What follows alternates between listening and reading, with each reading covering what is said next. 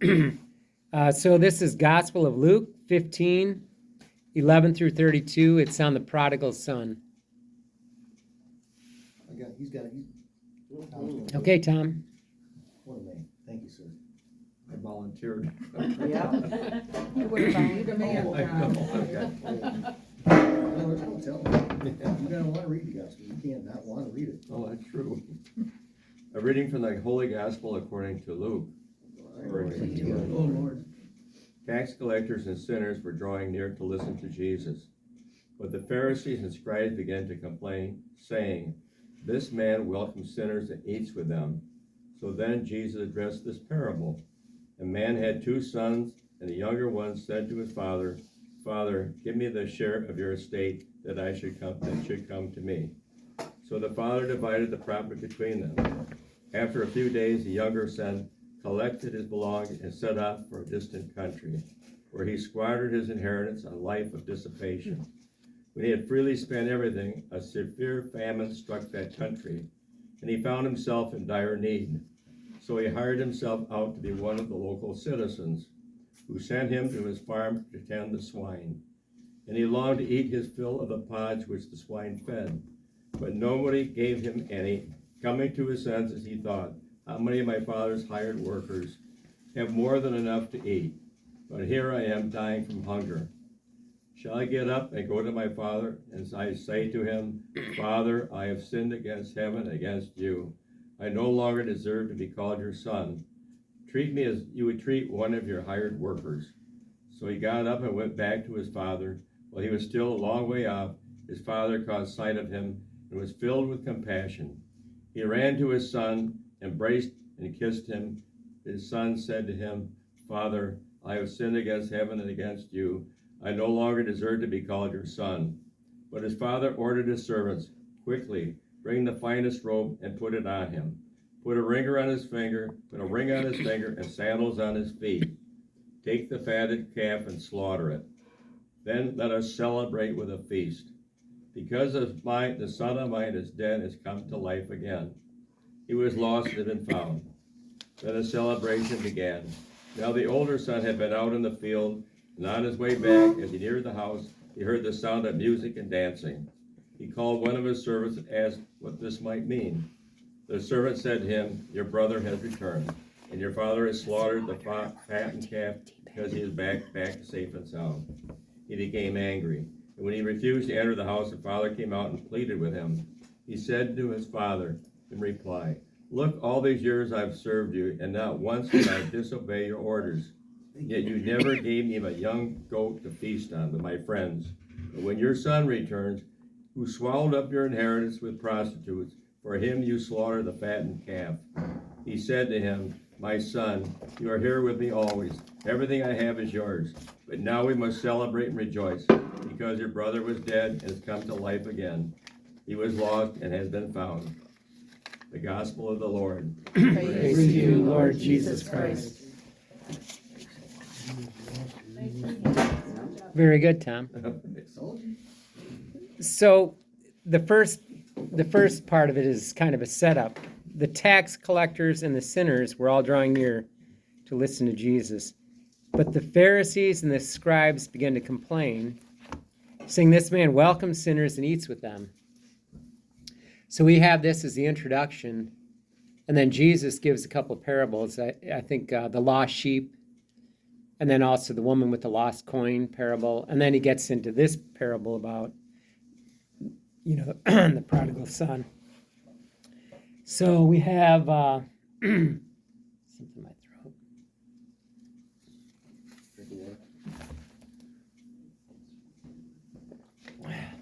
Okay, so we have a man had 2 sons, and the younger son said, "Father, give me the share of your estate." This is completely scandalous, because this would never be done at that time, because he's saying, "I wish you were dead," right?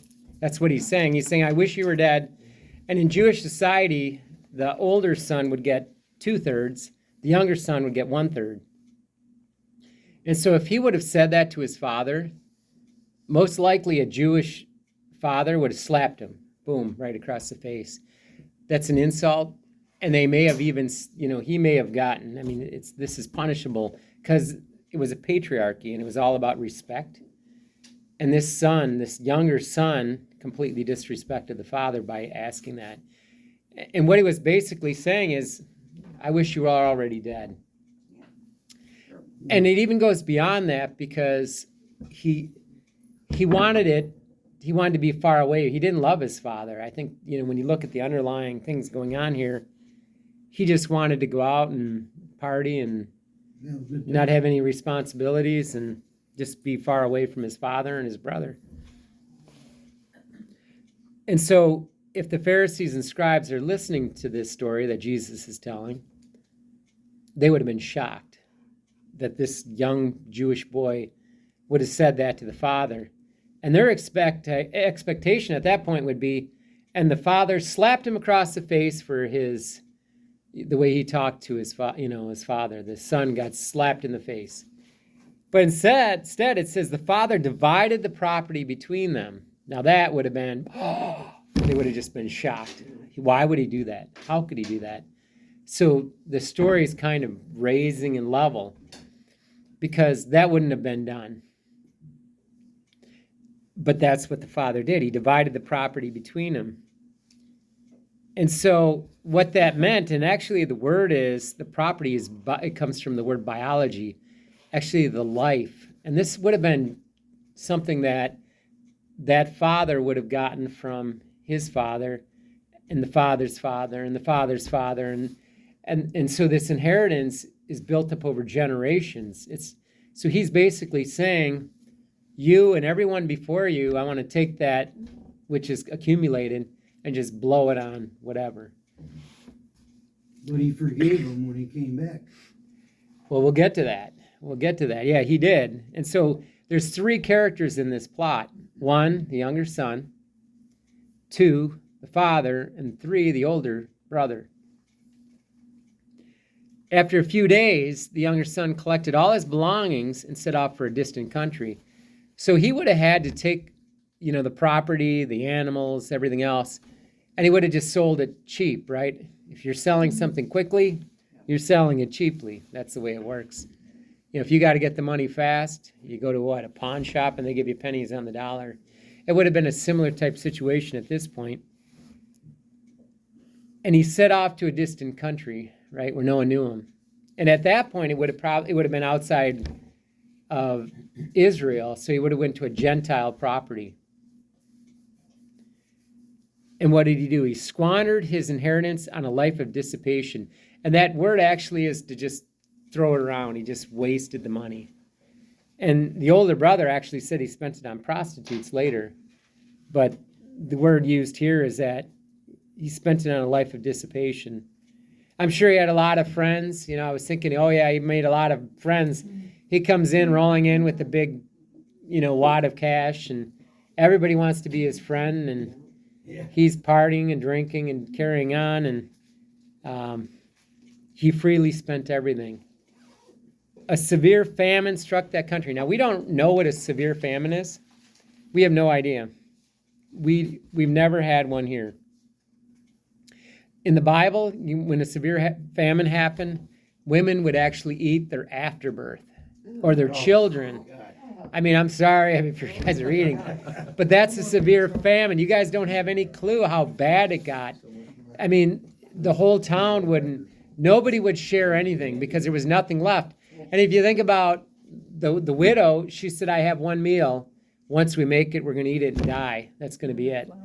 One little bit of flour and a little bit of oil for one cake, and that was all they had. So we don't have any conception of what it is to have a severe famine where there's nothing to eat.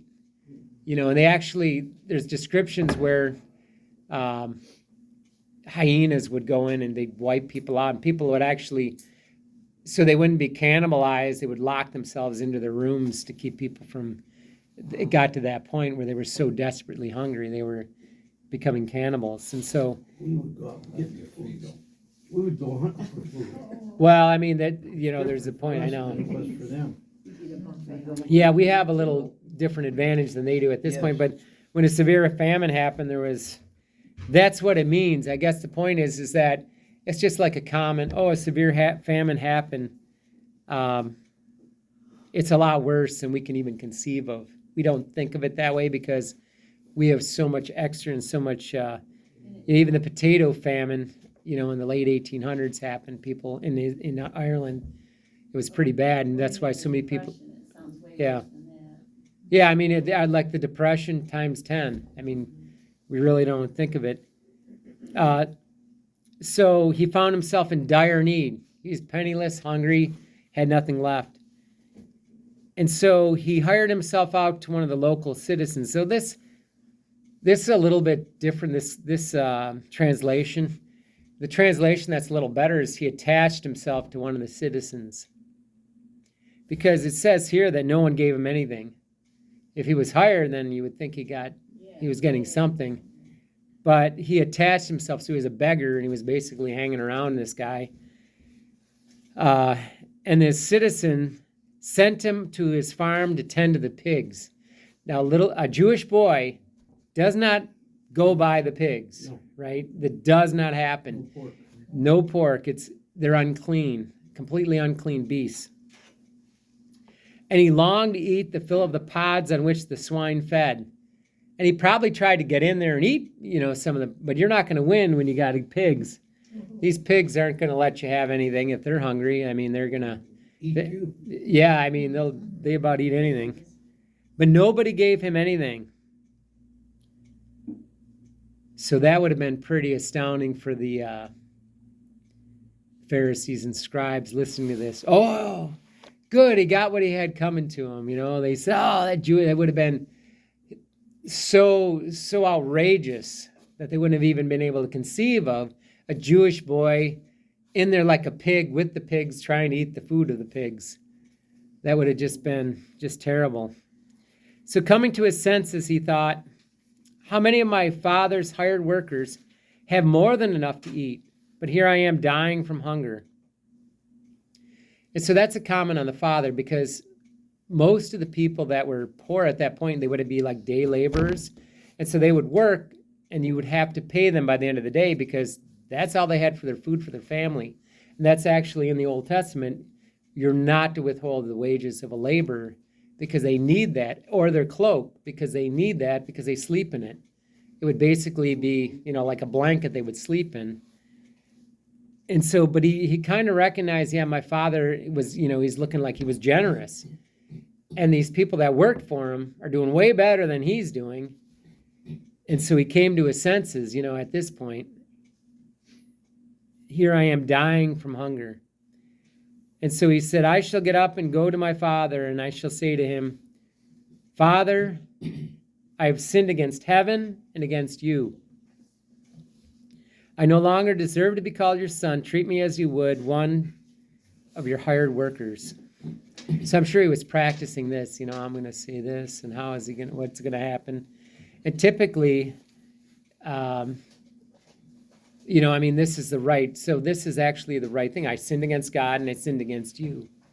I sinned against God and my family. So he had it at least right that it was both an offense against God and offense against his family. So he got up and went back to his father. And so we would have to remember now, typically what would happen is that the Pharisees and scribes would be expecting when he came back to his father, the father wouldn't even, that he would just, because at that point when he left, they probably would have had a funeral. That was their tradition. They would have had a funeral for him. They would have said, he's dead, he's left, he's no longer family. You're gone. You're no longer part of this family.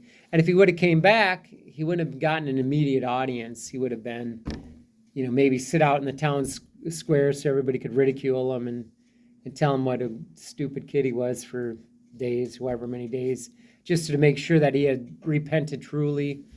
But while he was still a long way off, his father caught sight of him and was filled with compassion. Mm-hmm. So his father, I'm sure, was just watching every day. I know my son's going to come back. And this is the good father. This is the image of God. And when we turn to him, he's watching and waiting for us. and he ran to his son. Now, Jewish men don't, because that was part of actually their tradition. The robes would go all the way down to their ankles, and the only way they could run is to pull it up and expose their legs, which was that was embarrassing, that was scandalous. They wouldn't do that. They actually have in the Mishpah, I think it says that if you kill something and you have to expose your legs, it's better to wait till after dark so that you don't bring shame upon yourself. And so this is a serious thing. So him saying he ran to his son, they would have been, what? He ran to his son and he embraced him? He would have been unclean. He was just handling all these pigs. He would have stunk to high heaven. At that point, think about it. He's flopping around in pig crap and just stunk. And he kissed him. He probably kissed, and this actually has kissed him repeatedly. And so he just was, he loved his son. And Great. And Most fathers would do that. yeah, well, good fathers. Yeah. It's a little bit different because we're from 2,000 years of Christianity and not from this patriarch Jewish background. So we take it as commonplace because we're looking at it through our eyes, which is a Christian eyes, right? We've been taught this, we've read the Bible, we understand the loving nature of God. But the Pharisees and scribes would have said, oh, they would have been shocked. This would have been another one of those, oh, how could this be? This would have been, that's shameful of the father. And so his son said to him, his rehearsed lines, Father, I have sinned against you, against heaven and against you. I no longer deserve to be called your son. The father cuts him off at this point, right? He doesn't even let him, complete his whole spiel. He says, quickly, bring the finest robe and put it on him. Put a ring on his finger and sandals on his feet. So the finest robe, that probably would have been the father's robe. Mm-hmm. And the ring that shows that he's part of the family. So he's immediately brought back into the family. He's forgiven, and his sonship is shown where people can see that, and this is what's amazing is that when you look at God the Father, he treats us in the same way. Even though we've done, we may have gone away and we did a lot of stuff, and we think, I'll never be welcome back. God the Father waits for us. He's watching so that we come back to him and turn to him.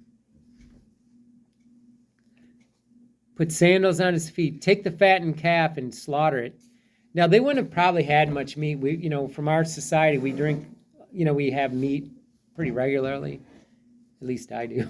It's like, that's most, but at that point, it would have been a special occasion to actually have the fatted calf. It would have been maybe once a year. It just, he took it and he slaughtered it because his son was dead and came to life. He was lost and he has been found. And then they had a celebration. And so we can see what a loving father, it must have broke his heart when the son said that to him in the beginning.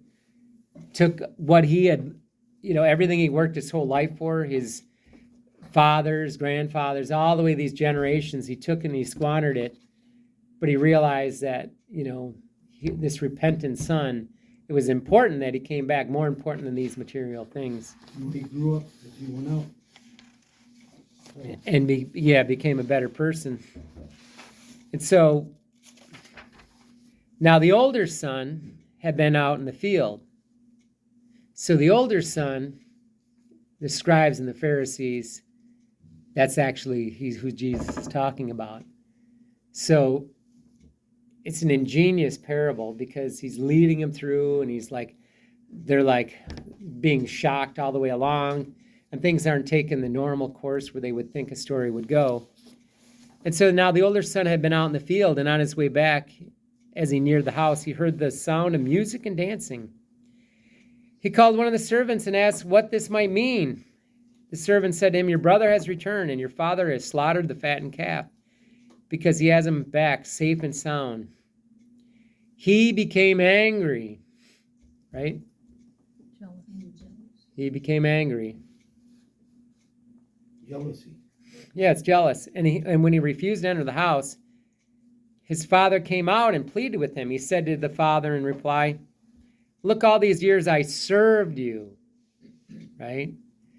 So This older son has a lot of flaws, and we'll get into that. And not once did I disobey your orders, and you never even gave me a young goat to feast on with my friends. It's all about him, right?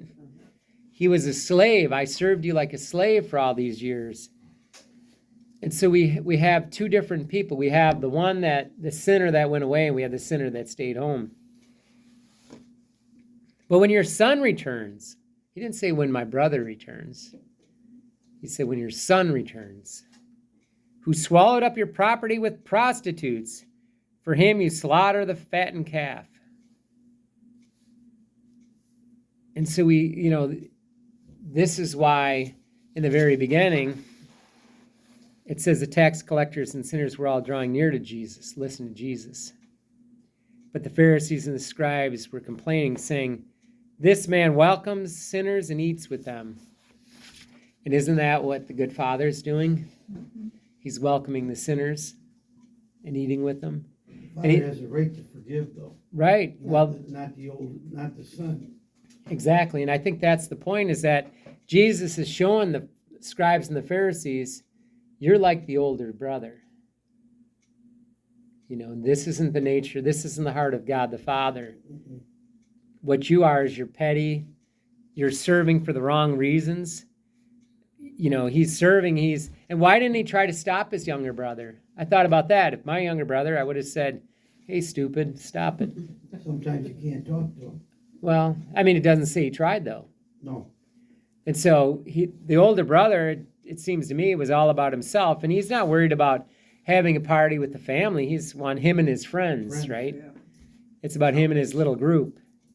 And he's angry about it. He's not, if you had a lot of love for your brother, you would have been happy to see him back. Mm-hmm. You could deal with the rest of that later, but you're happy when they come back. If you ever had a kid that got lost because they did something stupid, you're mad at him, but first you're happy, right? You're happy that they're safe and sound. And then you're mad, like, what were you doing? But there's that issue. There should be that first happiness and love for that person that, they were lost and they're back, at that point. Yeah. And the brother didn't even say, like, the older brother didn't say, well, look what your son did to you. There was no even empathy with the father's feelings. Like, he wished you were dead. Right. We're gonna take him back. So under Jewish law, did that reestablish his inheritance?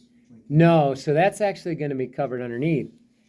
The father said, my son, you are here with me always, and everything I have is yours. So everything is this, the one son's, he got the 2/3 and everything. But the way it worked is that if the father's alive, even if he split it up, they wouldn't be able to sell it or do anything with it until the father passed away. They could use the things, but any type of money that was made or whatever, it was always under the patriarch. And so he might have said, well, I'll let you guys start managing your own properties to get you some experience, but it's something that you wouldn't even conceive of. So the younger son no longer had rights to anything, but he was still part of the family. He's still, and so the father treated him graciously, but that was kind of his nature too. But it's interesting because he said, your brother was dead. He didn't say my son. He said your brother was dead and has come to life again, and he was lost and has been found. So he's putting in the right perspective. This is your brother. And that's the same aspect that the Pharisees and scribes should be looking at the tax collectors and sinners, right? This is your brother. And this is the way we should be looking for people that are falling away. It's easy to look and say, oh, look at them, they got these different, they're following all these terrible things in the culture, they're sinners, they're doing this or that. But if we have a heart of Christ, we want them back. We don't want them to be fallen away. We want them in heaven, right? If you really love someone, you want them in heaven. Right. And that's the heart of God. That's the loving heart of the Father.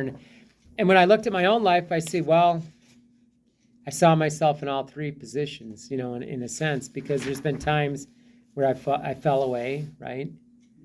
But But then there's times where sometimes you see the graciousness of God. I mean, not so much, but still, I mean, I can say there's been times where it's like, oh, why is God so good to, they did all this evil. I mean, people, you have to realize God loves Adolf Hitler. I mean, he loved him.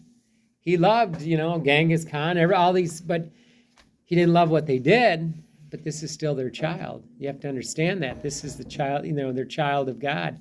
God created them in their likeness and image. Now, people can choose to be completely evil and do terrible things, but as a father, he loved them. And he didn't will for them to do these evil things. In fact, he willed for them not to do these evil things, but they chose evil. And Judas, that's, I think, important is if you ever saw, like, the Passion. I mean, Jesus looked, lovingly at Judas, and he would have, I'm sure it just broke his heart when he he betrayed him, because he loved Judas. I mean, he was 3 years with Judas. He was a trusted member of their group, and yet he was betrayed. And that must have just, really struck Jesus. I mean, being a perfect human and, also God, it broke his heart. I mean, to have that happen. And not so much for what it was going to do to him, but he knew, he would have known that he was going to go to hell and the torment forever. A good movie that's out is The Last Supper. Is it good? You seen it? Yeah, we saw it. We actually saw it. Where's it at? We saw it at the Roadhouse. It was it's a movie theater that has a restaurant. So it was actually pretty good. But it's very well done, very Catholic. The only thing that I thought was missing was that when Christ was in the garden sweating blood, he was sweating in the movie, but not blood. Yeah, they didn't make it as pronounced as it could have been. But all the other stuff is right on, spot on for Catholics. So, and I think, but the Father, when you have the heart of the Father, I think that's where we got to look at, what is our heart for sinners? I mean, do we have that heart for sinners? Or are we judgmental of a lot of people without realizing? You got to understand, when you go to places, I mean, I've seen a lot of people, met a lot of people, and they have a story. I mean, everybody has a story, right? And it's up to us to forgive them. And if we don't, then we won't be forgiven. And I think that's important. If we don't forgive, we will not be forgiven. And so that's kind of the big point here, is that our heart should be, we want them in heaven. And then when you look, sometimes when you dig deeper, you realize these people have had a lot of issues. People that you think, oh, this, they're being terrible. But when you look at, they may have had a lot of abuse in their background. Father Pablo, when he actually was at the church about, 15 years ago now, but he was on the Mexican border, and he said he would hear confessions, and he said every woman that came across the border was raped, usually repeatedly, little girls to older women, whatever. They were all raped, and he would have to hear about their confessions. And he says it's just terrible. But when that happens, it kind of messes with people psychologically. And so, I don't know. Actions that happen later in their life, I don't know what, it messes with their mentality. And they do things that, you would think, well, but you have to understand things happen to them also. I'm not justifying actions that people do, but we should be able to understand it because we don't know their stories. And I can't judge that. I can judge the action, say, that action is definitely wrong. This action's wrong. But I do understand it a little better, and I can see it because I prayed, Lord, let me see them with your eyes. Let me love them with your heart. Because if I look with my eyes, from my perspective, it's going to be kind of, from my, it's just going to be what I know from growing up in my little environment. God knows all the facts that happen to this person. And so I think that's important because when you're talking to people, if you have that heart of Christ, then you're going to be concerned about not being right or making a point. It's going to be what's going on in this person, what makes them tick, and so that hopefully I can reach them and get them the message of the gospel. They can make it to heaven. Really, that's it. We want to help people get to heaven. There's a thirst for souls. It's amazing how that particular incident happened to me. Okay, and I was bitter and hated and everything, and you taught me how to forgive.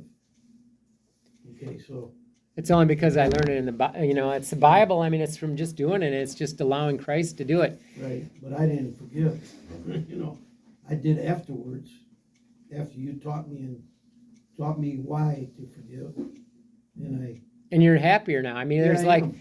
it was like you were so, I mean, it's like you're light. yeah, It's like all the weight of, I mean, and there is a lot of weight. When you have unforgiveness in your life, yeah, it's just, there's so much weight, and you're just carrying. You're carrying all this anger and hatred and weight, and it's just terrible. I mean, it's just, it really is. And then once you release it and forgive people, you're at peace. You have this freedom, and I think that's important. Just not only that, you're telling God, I want to be forgiven like I've forgiven this other person. I mean, it is showing the forgiveness of what you're doing is imitating Christ. You're being an imitation of Christ is what you're doing when you forgive, or when you're merciful, or when you're loving.